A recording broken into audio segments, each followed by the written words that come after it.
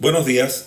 Empezamos el curso Clínica Management de Ventas Complejas dentro del ciclo de capacitaciones Century 21 Bolivia. ¿Qué veremos hoy? Saber leer una cuenta con todos sus roles, cuáles son los pasos de la venta, que eso se refleja en el embudo de ventas, cuáles son contacto, la presentación, el análisis go-no-go, que muy poca gente lo hace o lo hace mal, la investigación de que si nuestra cuenta cumple con todos los requerimientos que necesitamos, la presentación, el manejo de objeciones y 4 técnicas efectivas de cierre de ventas.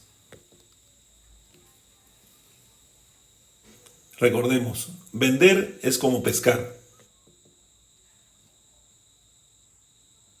Para pescar, lo primero que necesito es una caña. En otras palabras, necesito un modelo y necesito una herramienta. La herramienta, el modelo y las habilidades nos las enseña Century 21. Pero tan importante como tener las herramientas y el conocimiento, también para pescar tenemos que conocer la laguna correcta, la carnada correcta y lógicamente la caña correcta. En este caso, en el gráfico que aquí les presentamos, están las lagunas que tiene Santa Cruz de la Sierra. Las zonas norte, centro, Equipetrol, Urubó, oeste, este y sur tienen lagunas donde hay diferentes tamaños de pescados que necesitan diferentes carnadas y diferentes cañas de pescar. Tenemos que saber cada una de estas características para conseguir la pesca que todos estamos buscando. Por ejemplo, si quiero dedicarme a los tiburones, para Century 21 un tiburón debería ser una casa de arriba de $1 millón, como está ahí en el gráfico. Un pescado intermedio podría ser entre los 100,000 y el $1 millón, estamos hablando de ventas, ¿no es cierto? Y pescaditos pequeños deberían ser ventas de casa de menos de $100,000. Cada una de estos tipos de pescados necesitan herramientas, speech, personal branding, frases, equipos, vías, canales de comunicación diferentes, con textos diferentes, con características diferentes en tiempos, etcétera, etcétera. Parte de esa información la vamos a ver en este curso. Lo primero que vamos a ver es saber leer una cuenta. Quiero explicarles que este curso no es solamente para ventas inmobiliarias, está adaptado para ventas inmobiliarias. Por lo tanto, cuando hablo de leer una cuenta, se refiere a un cliente corporativo, vamos a llamarlo así, pero por ejemplo, como nuestro cliente, cuando nuestro cliente es una familia, la cuenta es la familia, pero hay roles. El rol del padre, el rol de la madre es diferente, los hijos tienen diferente rol, un amigo arquitecto tiene otro rol, la abuela, la suegra que está poniendo la plata tiene otro rol, un vecino tiene otro rol. Entonces, saber leer una cuenta es vital para entender qué tipo de clientes estamos atacando. ¿Por qué a algunos asesores de Century 21 les va extremadamente bien, a otros medianamente bien y a otros no tanto? Por un simple motivo. Los pescadores saben leer una cuenta. Los pescadores saben la carnada correcta para la presa correcta, en este caso para el cliente correcto.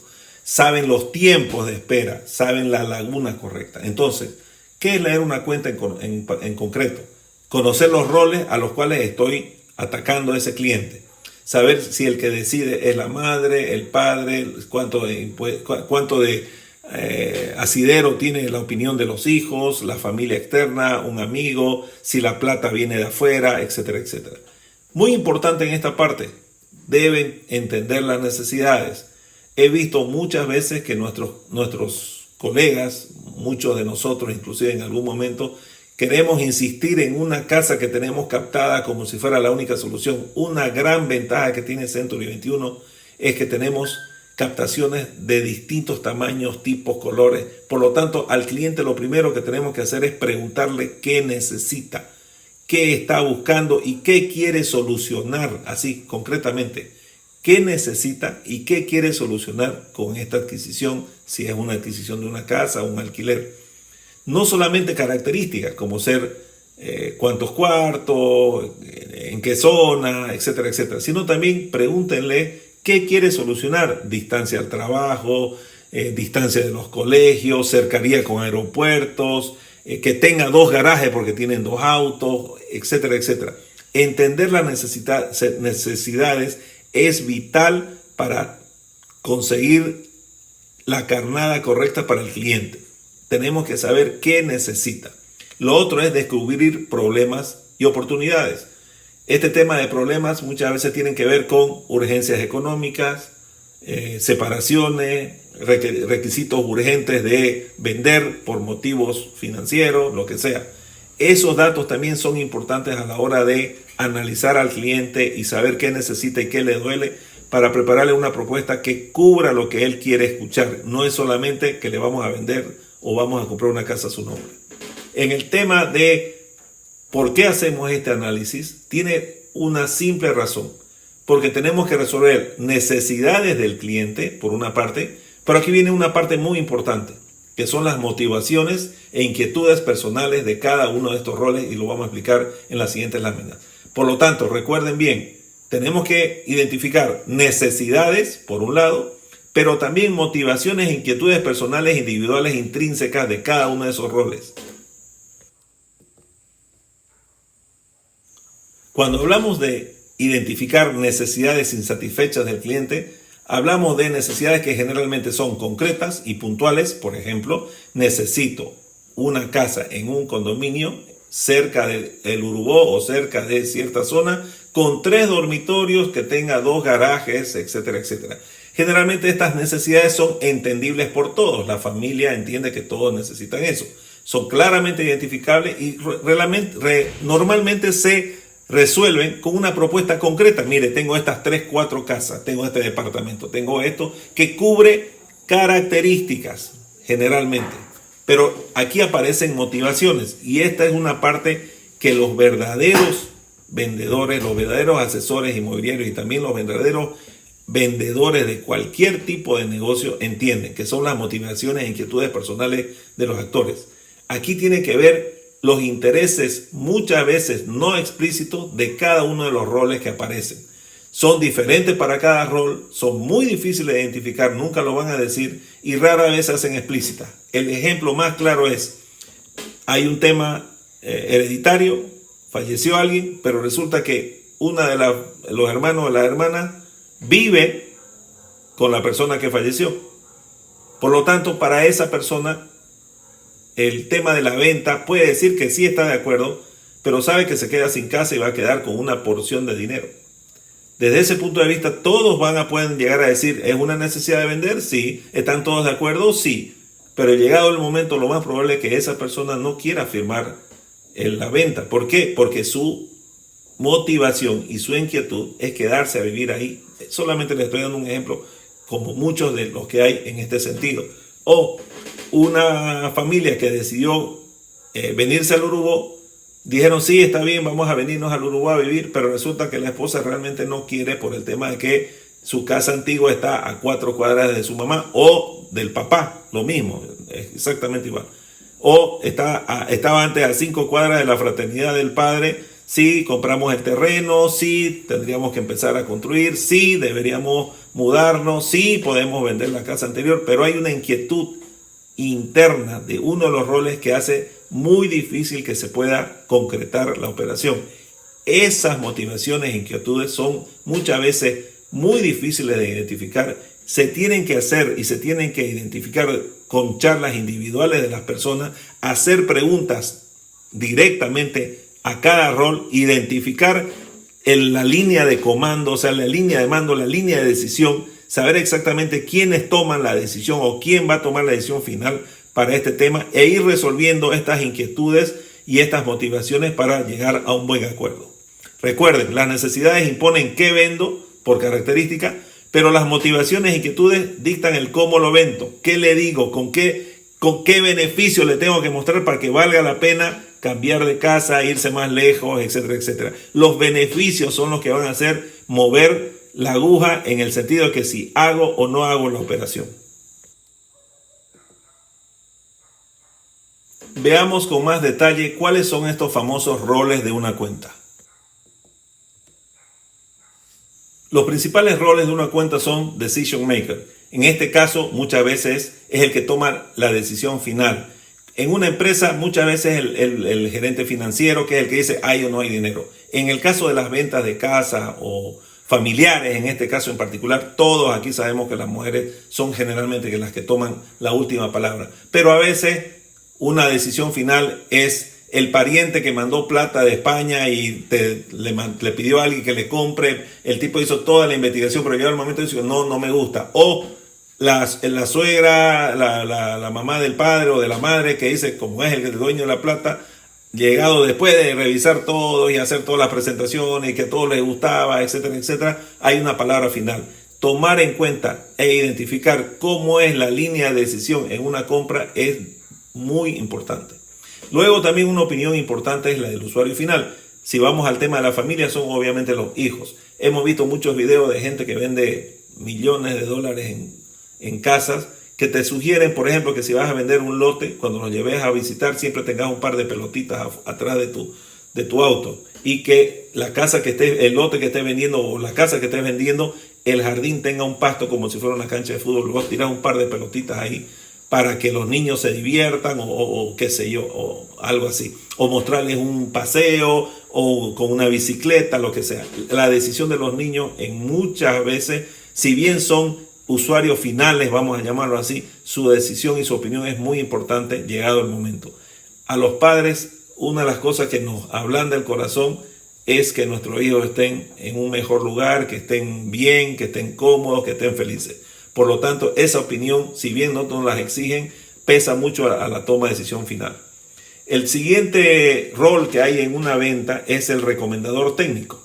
El recomendador técnico puede ser un evaluador, puede ser un arquitecto amigo, puede ser una persona que tenga conocimientos técnicos y puntuales en los cuales una persona me pide, o el comprador posible le pide información técnica, si está el techo bien, si las paredes están correctas, si qué sé yo.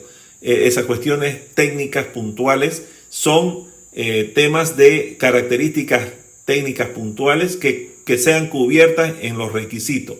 No tiene nada que ver con estética necesariamente, ni que si me gusta o no me gusta la distancia, no, son puntualmente características técnicas. A diferencia del influenciador, el siguiente rol es un influenciador. El amigo, el vecino, la amiga, la prima, el tío, el sobrino, quien sea que venía, acompáñame a ver qué te parece. Y ahí tenemos una persona externa que opina de todo, no solamente del inmueble, que está lejos, que la barda está muy cortita, que los vecinos son no sé qué cosa, que la. Esos sí pueden dar una opinión, no tienen una decisión final, pero sí pueden hacer que un cliente pueda cambiar de opinión, con una mala opinión. Más de una vez se le ha debido caer una venta solamente por la opinión de un influenciador que le dijo una palabrita que hace que la aguja varíe.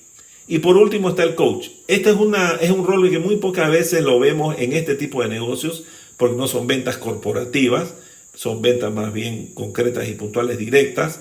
El concepto de coach es una persona que identificamos que por motivos que desconocemos, porque no hay ningún interés financiero, ni de dinero, ni de nada, nos apoya y nos impulsa impulsa nuestra propuesta en relación a otras, ¿no? Hay gente que cuando le pregunta a una persona, oye, ¿estás comprando casa? Sí, mira, ¿con quién estás? Mira, estoy viendo con este y con este otro y con esta empresa y con esta otra. Pucha, ¿sabes qué? Te sugiero esta persona o esta opción porque me parece que es mejor. Y te da muestras de que quiere ayudarte a cerrar el trato, ¿no? Muchas veces eso puede ser una mezcla con un recomendador técnico que le caímos bien o que lo conocemos o de algún motivo, pero notamos que la persona nos ayuda y nos apoya. Esa es la diferencia con un recomendador técnico genérico. En el caso del coach, la diferencia es que es una persona que puede o no ser técnica, pero apoya nuestra propuesta. Esa es la diferencia. En esta primera capacitación vamos a ver conceptos técnicos genéricos. En este caso vamos a ver una parte teórica de las etapas de la venta que tiene que ver con un embudo. Es el contacto, una calificación, que es el análisis go no go, un proceso de investigación, una presentación que tiene que ver también con manejo de objeciones y un cierre. Esos son los pasos más básicos en una etapa de venta genérica y ahora los vamos a analizar uno por uno. El contacto es cuando nos presentamos a una cuenta por primera vez. Generalmente nos presentamos con nuestro nombre, tenemos la identificación de que pertenecemos a una red internacional y muchas veces empezamos con preguntas de qué necesita. Es muy importante dividir el criterio de qué necesita o qué quiere. Son dos cosas diferentes. Esta etapa de calificación es una etapa que la tiene que hacer uno recabando la información suficiente porque todos aquí sabemos que no todos los inmuebles son plausibles a ser captados.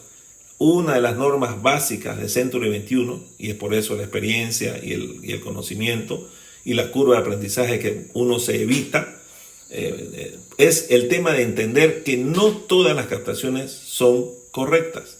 Tenemos que ser muy inteligentes en captar inmuebles que se venden, tal cual nos lo han explicado muchas veces.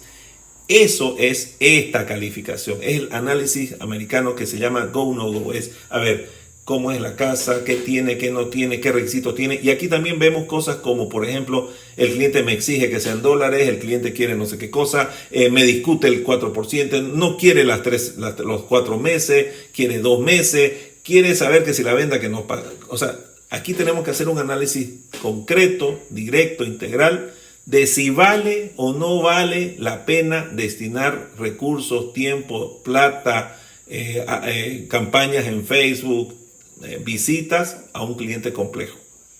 Luego viene la etapa de investigación, que es una etapa ya más concreta, más directa. Cuando hice este primer análisis go no go y dije, bueno, vamos para adelante. Aquí, en esta investigación, sí tengo que descubrir las necesidades y las inquietudes para el cliente, de tal manera que me permite identificar el nicho del negocio que voy a trabajar. Además, obviamente, buscar las mejores opciones. Uno de los conceptos más importantes para decidir aquí es, por ejemplo, si el cliente potencial, si estoy captando, si el cliente potencial es más de un perfil inversor o de un perfil familiar, por ejemplo, para darle un ejemplo. Luego viene la presentación, cuando se presentan las opciones. Interesante es el concepto de cierre binario o de cierre en la cual se le damos al menos 2, 3 o 4 opciones a nuestro cliente. ¿Por qué? Porque uno de los grandes problemas que tienen los vendedores o los vendedores de inmuebles es que quieren venderte lo que vos tenés.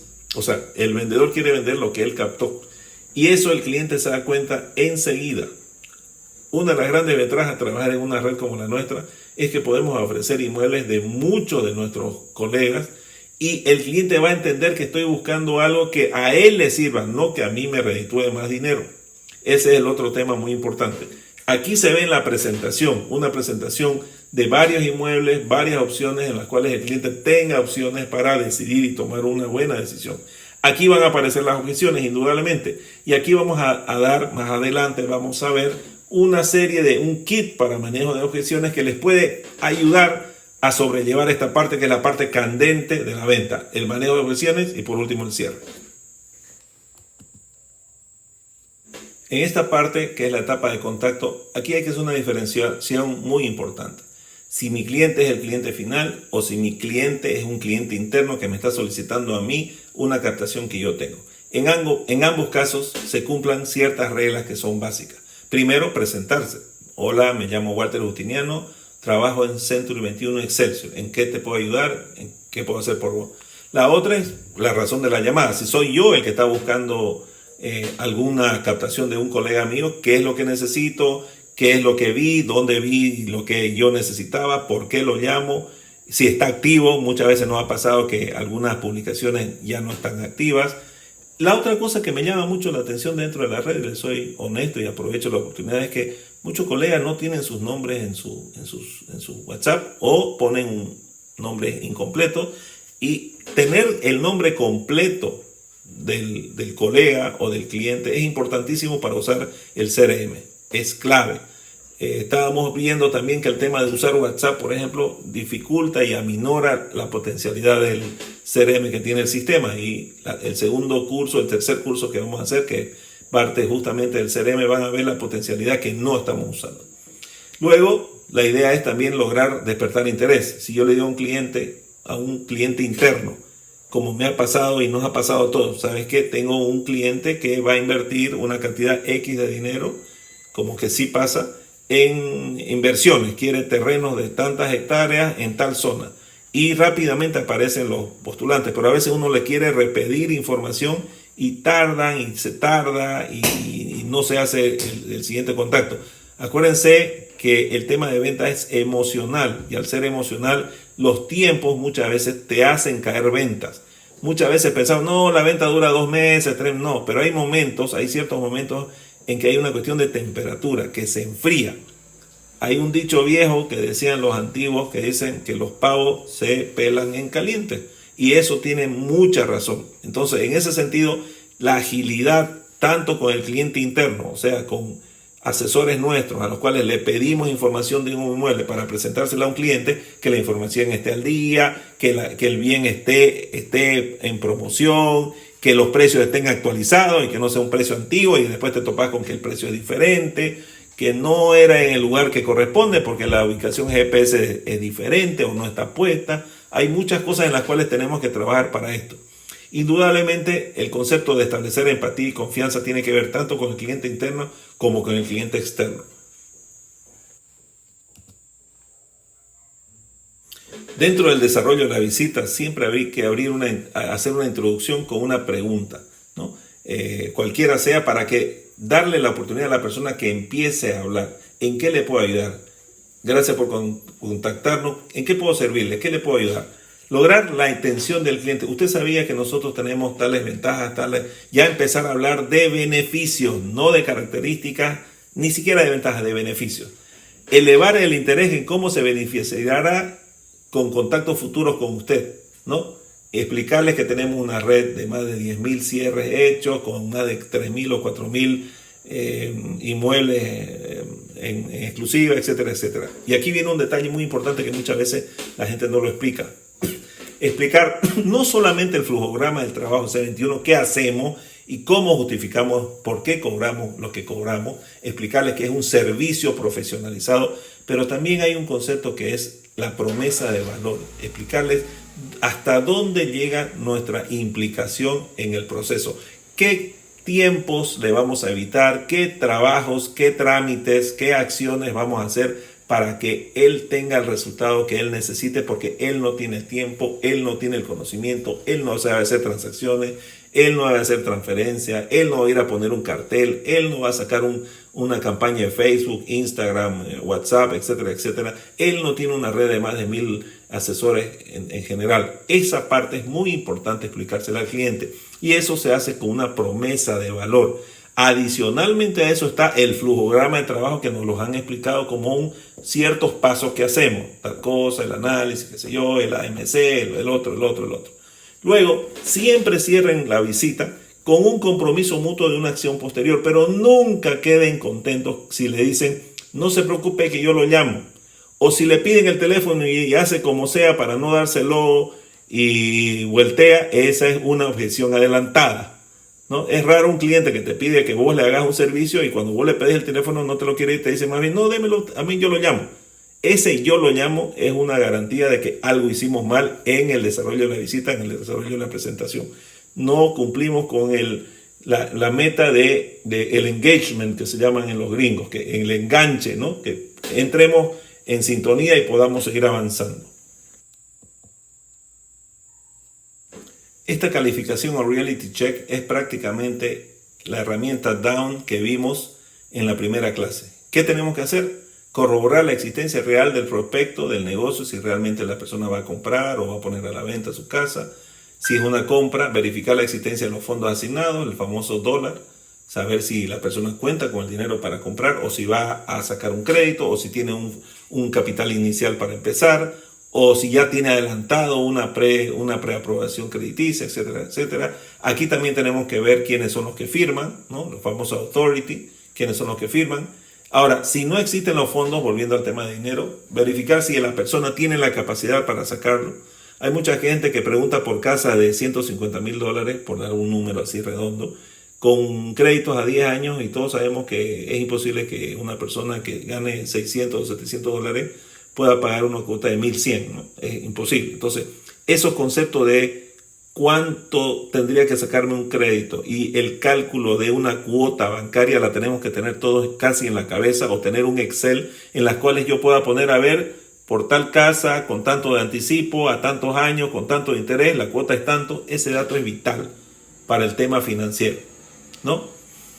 Obviamente hay que validar si hay una necesidad real del prospecto que nuestra solución pueda satisfacer. O sea, por ahí esto es un detalle bien importante en el concepto de que si el cliente realmente necesita hacer la operación o solamente quiere averiguar precios, quiere saber nomás si hay, qué bonito sería tener una casa allá, y te hacen perder el tiempo. Yo con mi esposa, con varias personas, nos hemos topado con esa gente que pareciera ser que le gusta hacer tours por casas caras, ¿no? Y te juran que en 3 días más ya le llega no sé qué cosa, cheque, plata, no sé dónde, y se pasean por la mitad de la oficina haciéndose mostrar casas, ¿no? Ya lo hemos visto. Adicionalmente a esto, tenemos que tener consideraciones de tiempo, ¿no? El famoso when, tal cual. ¿Para cuándo estima usted que necesita esta operación? Bueno, yo en realidad la voy a vender mi casa recién en octubre, mi hija sale de colegio en noviembre y ya en serio me voy a trasladar, yo estimo para enero. Entonces, para enero necesito esta casa que estoy buscando. Muy bien, entonces estamos en junio. O sea, en mi agenda este señor va a estar activo a partir de septiembre, octubre, 2-3 meses antes de su cierre. ¿Por qué? Porque obviamente no tiene sentido antes. El estado de la documentación es crítico. Muchas veces muchas ventas se caen porque no hacemos este análisis de la documentación. Situación impositiva, situación bancaria, financiera, nombres en documentaciones incorrectos, propietarios diferentes, superposición de planos en entidades, en entidades edilicias, etcétera, etcétera, ¿no? La otra es identificar la autoridad de compra, o sea, la cadena de decisión, la cadena de firmas, etcétera, etcétera, y obviamente obtener el proceso decisorio, que es lo que estamos hablando, ¿no?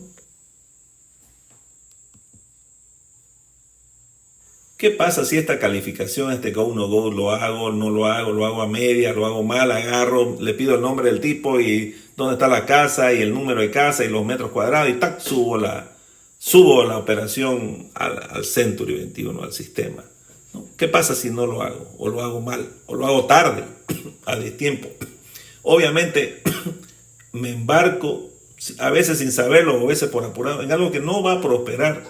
Acuérdense todos, por favor, que nadie recibe sueldo, por lo menos que yo sepa. Por lo tanto, si perdemos tiempo, que es lo más valioso que tenemos, eso ya lo vimos en la primera clase, este tiempo no vuelve atrás. Y si me dedico a ciertos clientes que no hice el análisis correcto, estoy perdiendo tiempo, estoy perdiendo dinero, y no solamente a mí, en algunos casos estoy haciendo perder tiempo y dinero, no solamente a algún colega o también a la oficina en la cual trabajo, porque tienen expectativas de cierre. Recuerden que aquí somos una cadena de trabajo en conjunto. Si bien todos somos colegas, todos esperamos resultados porque todos estamos involucrados en el proceso general. Las oficinas no pueden tener asesores que no generan ingresos, no tiene sentido. Y así va sucesivamente hacia arriba. La nacional tampoco le interesa tener oficinas que no generen dinero, tampoco. ¿Por qué? Porque el modelo de negocio es directamente relacionado a resultados finales. Inclusive ni siquiera si captamos o no captamos. La captación es la mitad del trabajo, pero es la mitad que no genera. La captación es la mitad que me aseguraría tener opciones de diversidad para ofrecer. Pero todos sabemos aquí que lo que más importa es la colocación, el cierre, el top producer, la venta. Lo otro que puede pasar es enterarme tarde, después de que ya hice esfuerzos, ya pedí ayuda, compré un cartel, lo llevé, encima el cartel es lejos, qué sé yo. Me entero que la oportunidad realmente no existe, o peor aún, que la persona llegado el momento dice, sabe que ya no la voy a vender, ya me decidí que no, etcétera, etcétera. Obviamente levanto falsas expectativas con el equipo, porque llego y digo, uy, capté, no sé, pues, X cosas, y resulta que es una venta compleja. Indudablemente se gasta inútilmente tiempo valioso en ventas que se podrían emplear en un prospecto menor. Ahí viene el costo de la oportunidad, ¿no? Estoy dedicando tiempo en algo que si lo hubiera dedicado en esta otra cosa, en este otro cliente o prospecto que era más productivo o con mayor potencial, hubiera tenido resultados. Lo más grave es algo que es la matemática no miente, ¿no? El 100% de nada es nada. El 20% de algo es algo. Pero el 100% de nada es nada.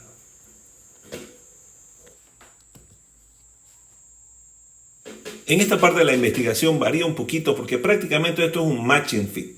¿Qué sucede? Muchas veces tenemos un cliente interesado realmente, entonces lo que tenemos que hacer es un tailoring, es si lo que yo le estoy ofreciendo, si es una sola cosa o dos cosas, es lo que él necesita. Aquí tenemos una ventaja gigante, que es ¿cuál? Que nosotros podemos entrar a la base de datos y buscar el traje que le quede mejor, la casa que le quede mejor. Tenemos que ser lo suficientemente abiertos de mente para ofrecer cualquiera de los inmuebles que están en disposición, entendiendo que ya el 2% es un ingreso importante.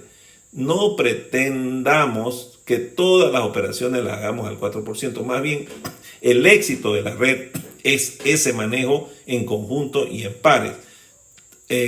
No hay mayor satisfacción, más de uno de ustedes me va a corroborar esto, cuando entre dos colegas hacemos lo posible por darle a un cliente lo que realmente necesita, y tanto el comprador, el cliente de la captación, como el cliente de la colocación están contentos con el servicio que hicieron dos asesores Century que trabajaron de forma coordinada y con un win-win, ya lo hemos visto, en la zona SOPA, en la cual ambos están satisfechos. Esos clientes lo más probable es que nos recomienden. Por eso es tan importante este famoso matching y fit. Decirle, mire señor, usted me pidió esto, mire, le estoy dando 4 opciones que se adecúan perfectamente a todos los requisitos, tanto en características como en ventajas y en beneficios que usted me solicitó.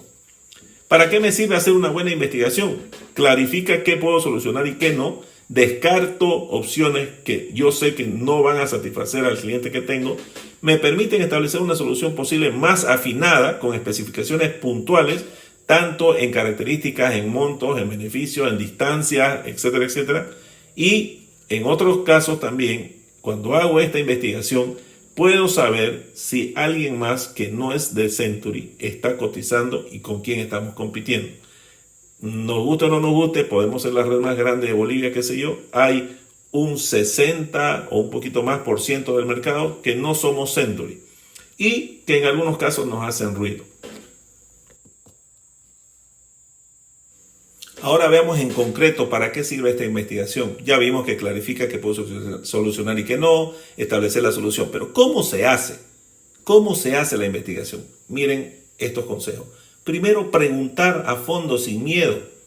Ya hemos conversado en algunos momentos en que nosotros los bolivianos somos tímidos para preguntar, nos da vergüenza preguntar, hacer consultas, pero sin embargo, las personas que tienen un equilibrio entre una agresividad y la pasividad hacen diferencia cuando hacen las consultas concretas. Hay preguntas bien puntuales. ¿Realmente quiere venderle la casa? ¿Realmente necesita esto? ¿Tiene los fondos para comprarle la casa? ¿Dónde está uno de los motivos en los cuales uno se da cuenta que nuestra idiosincrasia es pasiva y es tímida? Cuando usamos en demasía la palabra va a disculpar. Cuando yo escucho muchas veces la palabra va a disculpar, no tengo cambio, va a disculpar, no sé qué cosa, ahí te das cuenta que nuestra gente, nuestra idiosincrasia es ser tímido. Eso va en contra de un asesor inmobiliario o de un vendedor, como quieran. Hay que hacer preguntas a fondo sin miedo, hay que hacer un relevamiento vigoroso, el down lo tienen que hacer completo, todas las preguntas. Hay ciertas reglas de pregunta como técnicas de escucha. El famoso segundo de oro es hacerle la pregunta y quedarse callado y quedarse mirándolo fijamente hasta que él hable. Esa es una técnica que se llama el segundo de oro. Hacerle la pregunta y quedarse fijamente mirándolo para que él hable. En algún momento, a los 15 segundos, cuando ve que la situación es incómoda, te tiene que decir algo o se va a dar la vuelta, pero te tiene que contestar. Obviamente, otro de los procesos y otro de los hábitos que son muy importantes, una vez yo hice un relevamiento con el cliente, es importante ir anotándolos como por una listita, hacer una validación de esta información. Oiga, solo para corroborar, ¿esto es así? Sí. ¿Usted quiere esto? Sí. Eso también le da la pauta al cliente de que lo hemos escuchado y que hemos entendido lo que él está esperando. También decirle, mire señor, anoté esto. ¿Me quiere decir algo más que crea importante que yo sepa para hacer la búsqueda de lo que usted necesita? Eso habla también del interés en cumplir con los requisitos, las expectativas que tiene el cliente. Indudablemente es importante acá validar la vigencia de la escala de decisión. ¿Quién decide? ¿Cuándo decide? ¿Hasta qué monto de decisión está ahí? Etcétera, etcétera. Y obviamente todo este proceso me permite establecer una relación de asesor, no de vendedor. Acuérdense de eso, que es muy importante. No nos llamamos vendedores ni agentes, nos llamamos asesores. El asesor es el que te da opciones, el que te recomienda y el que te aconseja pasos necesarios para que vos consigas los resultados que vos querés. Eso hacen los asesores. No es vender lo que yo tengo, es brindarle al cliente las opciones que más le competen y lo más lo van a hacer cumplir con sus expectativas, sus intereses y sus necesidades. ¿Cómo se hace una presentación? Primero, y muy importante, adaptar esta presentación a las necesidades del cliente. Es muy importante presentar beneficios cuando hacemos esta presentación. Otra cuestión importante es presentar más de una solución, más de una oferta o más de una propuesta. Siempre es bueno al cliente el concepto de análisis primario, que lo hemos comentado más de una vez. Los humanos estamos más predispuestos a decidir entre dos cosas, ¿no? El cierre binario, que lo vamos a ver más tardecito. Por lo menos dos opciones siempre hay que darle al cliente. También se recomienda ser muy creativo con imágenes llamativas, originales, no tantas palabras, sino también mucho entusiasmo adicionalmente, ¿no? Saber y conocer un poco del return of investment, ¿no? Tener algunos conceptos básicos financieros, en el cual, que aquí como bien dice que todo cliente tiene alma de inversor inteligente, todos quieren pensar que hicieron una buena inversión, gastaron bien su plata. Algunos conceptos de plusvalía, retorno de inversión, hacer una buena compra, que su dinero va a tener un mantenimiento de valor, etcétera, etcétera. Tener algunos conocimientos de temas financieros muy pequeños, muy básicos, para que el cliente sepa que hizo una inversión inteligente. Esa frase es muy poderosa.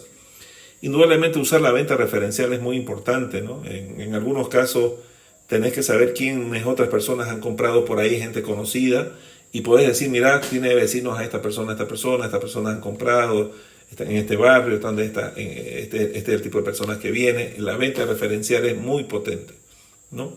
Y obviamente resaltar las características simplemente para cumplir. Las características son solamente para cubrir requerimientos, pero mucho hay que resaltar las ventajas y sobre todo los beneficios. Las ventajas vienen junto con los beneficios y eso es lo que más vende.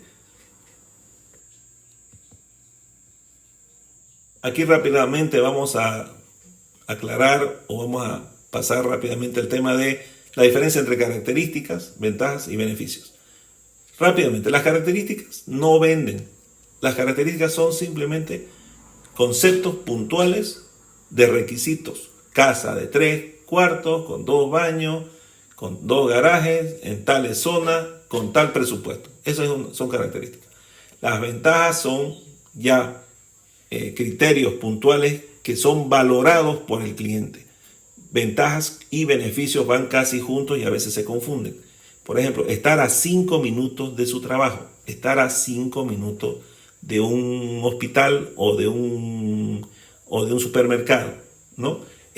Tener un garaje amplio, ¿no? Estar cerca de gente que yo conozco, ¿no? Cerca de vecindades conocidas, ¿no? Tener una mayor plusvalía que en otros lados, comprar un terreno con una plusvalía mayor, ¿no? Son beneficios que yo puedo llegar a tener, ¿no? Es una zona tranquila, no suena nada. Hay parques cercanos para poder pasear, andar en bicicleta, porque quiero que mis hijos tengan una vida más agradable, más con la naturaleza. No estoy en el medio de la ciudad, qué sé yo. O estoy en un departamento hermoso, señor, usted no tiene animales, no tiene nada. Usted echa llave con su esposa, que están los dos solitos, ya son mayores de edad. Cuando quiere echar llave, no necesita policía, no necesita reja, no necesita alarma, no necesita nada. Echa llave y como usted viaja porque sus hijos están estudiando en el extranjero, solamente echa llave, agarra su maleta, se va 2 meses, 1 mes, vuelve, ahí está su departamento impecable. Ventaja y beneficio antes que resaltar características. En el manejo de objeciones hemos entrado a una de las partes más calientes y más difíciles de trabajar. Un buen manejo de objeciones y de cierre hacen una diferencia entre tener éxito o no en nuestro negocio. Generalmente las objeciones surgen al momento de estar haciendo la presentación y empiezan, ¿no? Sí, pero y esto, ¿no? Su manejo obviamente es crucial, pero hay que tener en cuenta que hay objeciones reales, pero también hay ficticias. Las más complicadas de trabajar son las ficticias. Empecemos con las reales.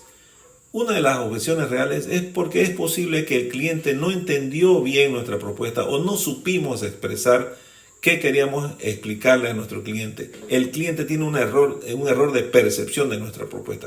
Ya puede ser monto, ya puede ser distancia, puede ser tamaño, puede ser zona, pueden ser muchas cosas. No supe explicar lo que yo tenía que explicarle al cliente, no le dije toda la información o supuse que le dije la información que no le di, por lo tanto el cliente tiene información incompleta para toma de decisiones. Luego viene una genuina limitación de que lo que le estamos ofertando no satisface su necesidad en un buen porcentaje. Esto pasa generalmente cuando yo quiero meterle una captación mía. Eso es muy común esto cuando yo quiero venderle lo que yo quiero, ¿no? Entonces el cliente detecta eso que uno le está queriendo vender algo que no es lo que él está buscando, que no satisface sus expectativas ni sus requerimientos. Por lo tanto, el cliente ahí cierra una coraza y ahí no le vamos a vender absolutamente nada. Cuando el cliente siente que uno está siendo propositivo, está buscando sus beneficios y está tratando de satisfacer sus necesidades, el cliente también colabora y es más expeditivo el cierre, es más rápido. La confianza, ¿no? La confianza en un asesor es vital para lograr los cierres. El cliente tiene que creer en lo que uno le está ofreciendo y le está presentando. Otro detalle muy importante que sucede muchas veces, y esto lo hemos visto, yo le digo el efecto trombofob. ¿Cuál es el efecto trombofob? La persona ya lo había dado a otras personas, una colocación, por ejemplo, a 2, 3 o 4 personas anteriores y fueron un desastre, no pusieron carteles, nunca le llevaron ni a una persona. Por lo tanto, el cliente está escaldado de anteriores vendedores. Por ahí le tocaron realmente vendedores y no asesores. Entonces, cuesta el doble convencerlos. ¿Por qué? Porque vienen con una mala experiencia anterior y eso es un gran problema que tenemos que saber resolver. Obviamente también está la influencia de la competencia que habla, ¿no? El ejemplo más claro en esta época es, nosotros no tenemos contrato de exclusividad, ¿no? Como si fuera la gran cosa, o más bien es una desventaja para ellos mismos, ¿no? El trabajo de la competencia siempre va a ser ruidito en nuestros clientes, ¿no? O cobran muy caro, ¿no? Son muy caros, ¿no? O no van a agarrar tu inmueble porque ellos son grandes, solamente venden a la gente rica y solamente se dedican a la casa de $1 millón. Ya lo escuché esto de Century, por ejemplo, ¿no? Obviamente hay una influencia en la competencia. Sin embargo, estas reales se pueden trabajar, obviamente. ¿Cuáles son las complicadas? Las ficticias. Las ficticias son cuando no quieren decirme realmente que la operación no se va a hacer o no hay forma de que se haga. En estas son afirmaciones vagas. ¿Y qué pasa si llueve? ¿Y qué pasa si el dólar sube? ¿Y qué pasa si el gobierno cae? ¿Y qué pasa? ¿Y qué pasa? ¿Y qué pasa? ¿No? Esas objeciones ficticias o vagas son bien complicadas. O la otra es que no nos quieren decir falencias o faltantes o esas cuestiones, ¿no? No nos dicen que uno de los hermanos de la gerencia vive en España y la verdad que ya hicimos todo el trámite y ¿sabe qué? Nos ha dicho que prefiere nomás no vender, ¿no? Solamente lo va a alquilar, qué sé yo. No nos dicen las cosas, las dicen a media, no nos presentan la documentación completa, porque hay obviamente una inquietud, que fue lo que vimos anteriormente en el tema de las necesidades y las inquietudes, ¿no? Que a veces no nos las sabemos resolver. O por último hay demoras o indefinición para la toma de decisiones, ¿no? Este es muy común en nuestro negocio, ¿no?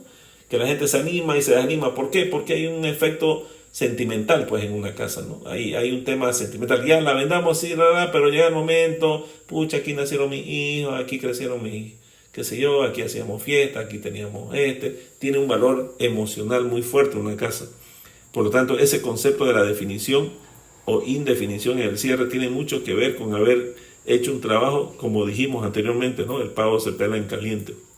Entonces, cuando uno trabaja de una manera rápida, en tiempos correctos, se firma el contrato, se hace la MC, etcétera, etcétera. El proceso, el cliente ve un proceso de trabajo, ¿no? Se hicieron campañas en Facebook, se hicieron no sé qué, se presentaron, se llevaron clientes, se hizo el proceso de cierre, se asesoró en el tema de documentación, de transferencia, etcétera, etcétera. Entonces el cliente ve que el proceso avanza, ¿no? Entonces este tema de demoras e indefinición en toma de decisión suele ser una objeción ficticia que muchas veces es porque no lo quieren vender el inmueble realmente. ¿Cómo trabajar las objeciones? Lo primero y muy importante de la bienvenida a las objeciones. ¿Qué significa esto? Qué bueno que me pregunta eso. Así, esos 2 segundos en los cuales ustedes dan la bienvenida a las objeciones, le da tiempo para pensar bien una respuesta correcta. Una mal respuesta en esta etapa de la operación puede ser la diferencia entre cerrar y no cerrar. Lo otro, tenemos que recordar que si la decisión de compra está cerca, quiere decir es porque el cliente va a preguntar y va a objetar y va a consultar. Entonces, el prospecto que no pregunta nada, que clarea y que hace sí, que es educado y no habla nada y no tiene ninguna pregunta, lo más probable es que no compre porque ya está pensando en otra cosa. No está interesado en lo que está escuchando. Entonces tengan muy en cuenta eso. No pongan mal la cara cuando una persona le empieza a preguntar cosas, cuando ya están en una etapa de manejo de objeciones. Quiere decir que está interesado. Esto es válido tanto para captaciones como para colocaciones. No se olviden. Otra cuestión, una oportunidad puede ser esta objeción. Muchas veces una objeción que me dan puede ser un argumento de venta que me dan para que yo lo pueda cerrar. Muchas veces los vendedores seniors dejan a propósito algunos conceptos muy puntuales para usarlo de argumento de cierre. O sea, él sabe que el cliente va a preguntar eso y ya tienen la respuesta que el cliente quiere escuchar. Lo usan como disparadores de cierre. Es un detalle muy importante. Indudablemente, cuando el prospecto levanta objeciones, a usted le da el pie para advertir cosas importantes que pueda usar como argumento. Es lo que te estaba comentando. Lo último, transforme las objeciones en ventajas. Y no es posible evitar las objeciones. No trate de zafar de las objeciones. Eso no habla bien de un asesor inmobiliario. Si hay algo que no lo sé, simplemente diga, no se preocupe, lo anoto y le respondo lo antes posible. No, pero no se dice no sé. El otro tema muy importante, recuerden que si no hubiera objeciones no habrían vendedores. Esto sería como un supermercado que voy y recojo lo que necesito y simplemente voy y pago. Por eso es que es importante el trabajo que nosotros tenemos de justamente cubrir esa necesidad de buscar lo que el cliente necesita, cubrir todos sus requerimientos, entender sus necesidades y buscárselas. Ahora, esta frase que está al final de la diapositiva es extremadamente importante. Ninguna técnica de manejo de objeciones, ni de cierre, ni de investigación, ni de nada, suple la falta de conocimiento del asesor de la solución ofertada o de lo que el cliente me pidió. Si yo no sé o no entiendo, no manejo conceptos específicos de algo que el cliente me pide, yo no me puedo dedicar a esto. Para eso prefiero primeramente pasarlo a los cursos, porque en los cursos, por ejemplo, que da Andrea o estos cursos que estamos haciendo, cubren la mayoría, por no decir todas las áreas que un asesor inmobiliario debe conocer. En este caso son ventas, pero por ejemplo, tema de uso de suelo, tema de documentación, ¿no? Tema de a cuántos pisos puede hacer un edificio en tal lote, en tal lugar. Esas cuestiones tenemos que saber cómo entender un alodial, ¿no? Cómo entender un uso de suelo, etcétera, etcétera, esas cosas. Cuando una propiedad rural, urbana, etcétera, etcétera. Esos conceptos los tengo que manejar. Es difícil no se olviden que el cliente busca un experto en algo y supuestamente nosotros somos expertos en operaciones inmobiliarias. Esto es bien importante y puede ser una condición sine qua non. Indudablemente muchas personas entran sin conocer, por supuesto, eso es entendible. Lo que les quiero resaltar en este caso es que es importante prepararse, como para cualquier cosa en la vida, prepararse, estudiar, aprender, conocer, preguntarle a los que saben para estar listo para la etapa de manejo de objeciones y que el cliente perciba una persona competente, una persona que sabe su trabajo, una persona eficiente. Es muy importante la percepción del cliente de nuestro conocimiento y de nuestro expertise en este rubro.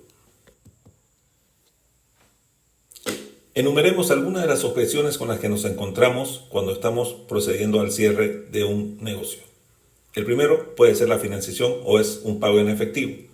Aquí mucho tiene que ver si el cliente va a sacar un crédito bancario, eso implica que el negocio se va a retrasar 2 a 3 meses, o si el pago en efectivo. El segundo tema es la moneda de pago, dólares bolivianos en este caso, en nuestro país. El tipo de cambio, estamos teniendo algunos saltos tipo blue como en Argentina en estos momentos en Bolivia, por lo tanto tenemos que considerar esa situación, en qué va a recibir el cliente. La otra opción puede ser el lugar del pago, la forma de pago. Hay clientes que quieren pagar en efectivo cuando sabemos que estas transiciones deben ser bancarizadas. Hay otro factor que es el tema de temas impositivos, el tema de la facturación. Otro tema es entender claramente la diferencia entre los gastos y las inversiones para saber qué tipo de cliente lo va a hacer. Por ejemplo, tenemos consideraciones de alquiler, compra para venta familiar, son un tipo de objeciones. Y la compra, venta y alquiler para inversión tiene otro tipo de objeciones, ¿no? En el alquiler, compra y venta familiar, muchas de las objeciones son la necesidad de cubrir beneficios que la familia necesita. En cambio, en la inversión, lo más probable es que querramos llegar a un punto de utilidad específica, de rentabilidad específica, de rapidez en el cierre, de qué tan pronto voy a recuperar mi inversión si aquí hago un edificio, etcétera, etcétera. Son objeciones diferentes por visiones diferentes del objetivo de la compra. Está también el tema de la autorización y los niveles de decisión. Muchas veces negociamos y charlamos con una persona y aparece una tercera persona que es realmente quien decide. Tener claro los conceptos de autorización y cuáles son los niveles de decisión en el proceso de cierre son vitales para evitarnos estos problemas. Algunas veces pasa que hay cambios de personas durante el proceso de venta. Estamos negociando con alguien y en el medio de la negociación hay un cambio de decisor. Cuando es empresa, cambio de gerente, cambio de encargado de compras, etcétera, etcétera. Cuando es la casa, muchas veces llega el verdadero propietario o el dueño de la plata y a veces en algunos casos empezamos de cero el proceso de venta, porque la persona que realmente toma la decisión no era con la que estábamos hablando.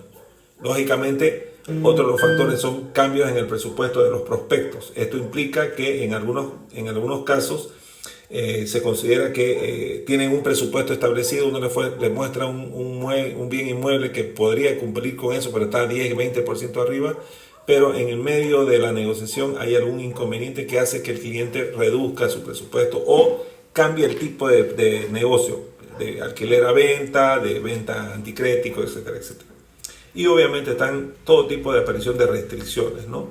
Tipo de uso de suelo o restricción de transferencias al extranjero o lo que nos ha sucedido recientemente, una restricción de conseguir dólares rápidamente, etcétera, etcétera. Estas restricciones hacen que todo el proceso de venta varíe los tiempos y las posibilidades de cierre.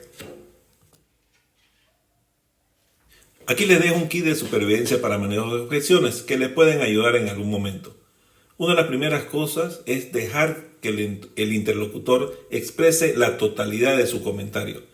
¿Qué sucede en muchos casos? En muchos casos ustedes se van a ver en la situación en que saben la respuesta y sin dejar de que el señor termine, o la señora o la persona termine de exponer su objeción, uno corta al cliente y ya le está dando una respuesta y ya le está dando una solución.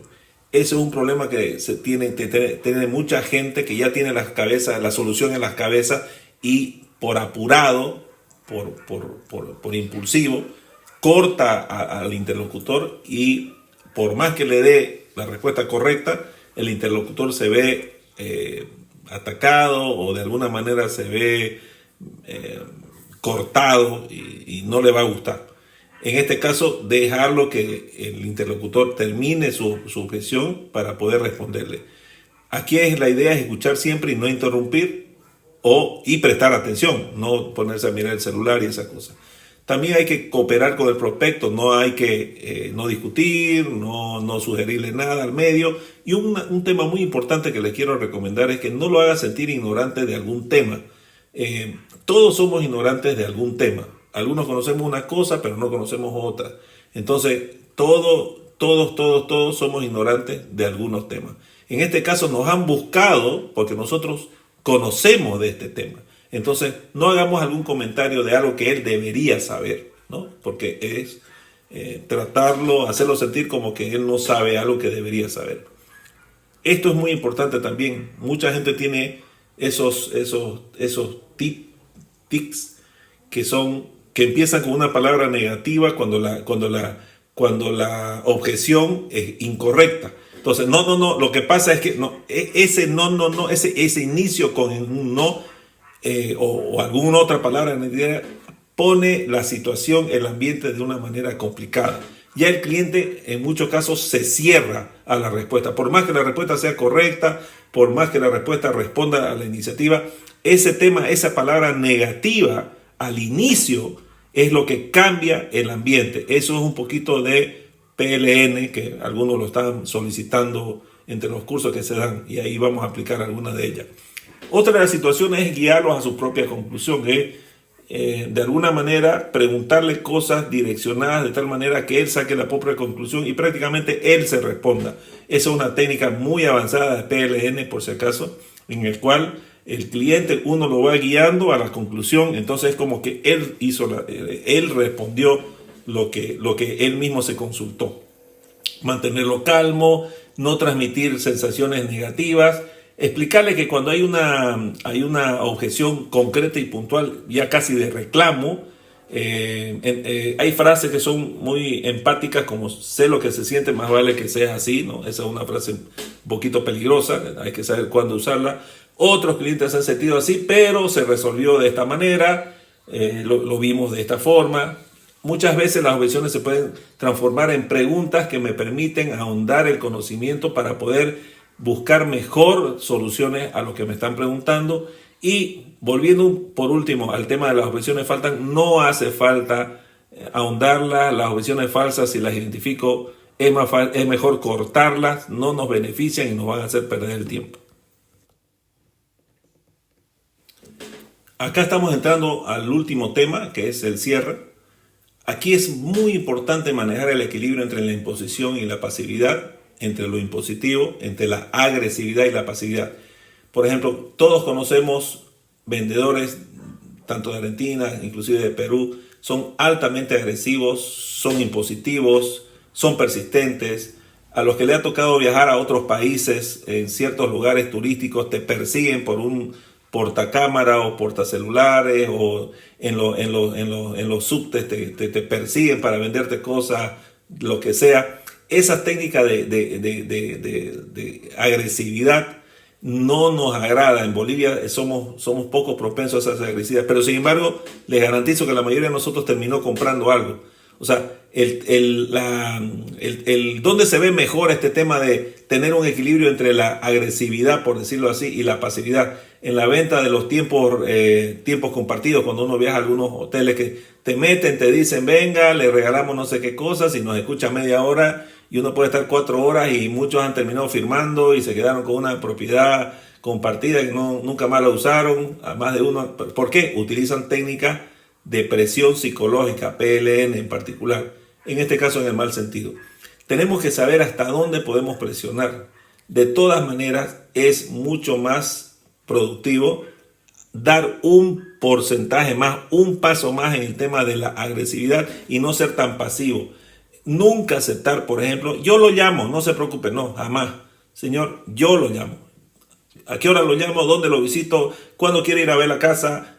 ese tema de agresividad es muy importante. Agresividad en el buen sentido. ¿Cuándo son las señales de compra? Cuando el cliente pregunta y va queriendo eliminar todas las objeciones. Vamos a hablar de 4 tipos de cierre, de los cuales 2 son muy cercanas, muy similares, ¿no? Uno es el cierre asumido.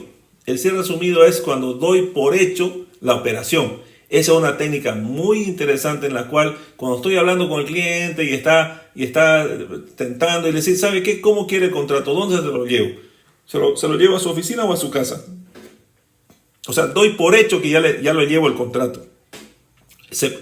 Funciona mucho mejor en la captación, por ejemplo, pero en la colocación también, ¿no? El pago, una parte en dólares o una parte en banco y otra parte en efectivo, ¿estás de acuerdo? Das cosas por hecho. Y entonces cuando ya empezás a dar cosas por hecho, muchas veces el cerebro primario los vence. ¿Dónde los vence seguramente el cerebro primario? Que es lo que les estoy comentando ahorita. El cierre asumido se mezcla con el cierre binario. El tema de las 2 opciones es un tema históricamente estudiado en el PLN. Cada vez que me dan de opciones 2 cosas, mi cerebro está entrenado por siglos para responder una de esas 2 cosas en un gran porcentaje de tiempo. No es lo mismo que te digan cuando vas a una casa. Yo me acuerdo de mi abuela, decía, nunca se pregunta si quieren tomar algo, la visita. Se pregunta, ¿quiere esto o esto? No es si quiere tomar algo, para que tengamos entendido el concepto de lo que estamos hablando. ¿Quiere esto o esto? ¿No? Cuando das 2 opciones, el cerebro primario tiende a elegir entre las 2 opciones que le das. Cuando son 3 ya las pensás, ya es más complicadito, ya sale del criterio de este impulso. Acuérdense que muchas ventas son emocionales y en algunos casos son impulsivas. Entonces, cuando veamos eso, tenemos que aprovechar y hacer cierres binarios, ¿no? Tener contratos listos, prearmados en la mano, etcétera, etcétera. Entonces, el cierre asumido es dar por hecho que está hecho el cierre, y el cierre binario es esto o esto. Mire, ¿le gustó más esta casa o esta otra? ¿Le gustó más este? ¿Prefiere este departamento o quiere esta otra cosa? ¿Cuál le gustó más? Así, ¿cuál le gustó más? ¿Cuál prefiere más? Entonces, combinamos el cierre binario con el cierre asumido. El cierre por recomendación es cuando un tercero apoya mi decisión. Cuando una persona se sienta al lado de la operación y recomienda la operación o apoya la operación. Sí, la verdad que este barrio es bonito. Estoy vendiendo una casa y aparece un vecino. Sí, la verdad que el barrio es lindo, se hacen cosas así, qué sé yo, hay lindo ambiente, qué sé yo. Ese es un cierre por recomendación. Ahora vamos a entrar a una técnica de cierre que se llama cierre de objeción única, que lo voy a explicar en la siguiente lámina. El cierre de objeción única tiene una técnica muy específica para lograr su cometido, que es lograr el cierre. En esta ocasión lo que se hace es enumerar las objeciones, o sea, ir anotándolas en un cuaderno o en alguna agenda delante del cliente. Me dijo de tal cosa, esto está solucionado, sí, ¿no es cierto? Y mostrarle que fuimos solucionando todas sus objeciones por escrito con una línea y la fuimos tachando. Eso es bien importante, que vea el cliente que sí se hizo un trabajo de ir solucionando todas sus objeciones. En algún momento dado, siendo que el cliente todavía no acepta el cierre final, se le pregunta si le queda alguna final. Si el cliente dice no, obviamente se hace el contrato, pero si dice sí, aquí viene el truco. Se le dice antes que le diga cuál es la objeción. Pero si la cierro, si soluciono esta última objeción, porque es la última, firmamos contrato, ¿no es cierto? Ahí está la clave. Es apretarlo, es decir, si esta la soluciono, ¿lo cerramos? Entonces, en ese sentido, si el cliente le dice sí, entonces preguntamos, obviamente, y tratamos de solucionar. Generalmente, en la última objeción es algo que se puede solucionar. Y obviamente se vuelve un loop, ¿no? Si dice no, quiere decir que habían más objeciones y la tiene que cerrar. ¿Por qué sirve este tema de la objeción única? Muchas veces los clientes están dubitativos y cuando uno los encierra en esto, le dicen, bueno, si soluciona esta última, cerramos el contrato, y si dice sí, es una opción rápida para hacer un cierre interesante. Traten de practicarlo, tiene un nivel de digamos, de expresión interesante. Muy poca gente la sabe usar, pero es como diciendo, bueno, si te soluciono esta última, si te respondo esta última decisión, cerramos el trato, firmamos contrato, cerramos el negocio. Es una buena forma para cerrar. Pruébenlas, las 3 anteriores más esta, y les aseguro que van a tener muchos mejores resultados. Muchísimas gracias por su atención. Acá concluye la primera parte del ciclo de ventas complejas en esta capacitación para Century 21 Bolivia.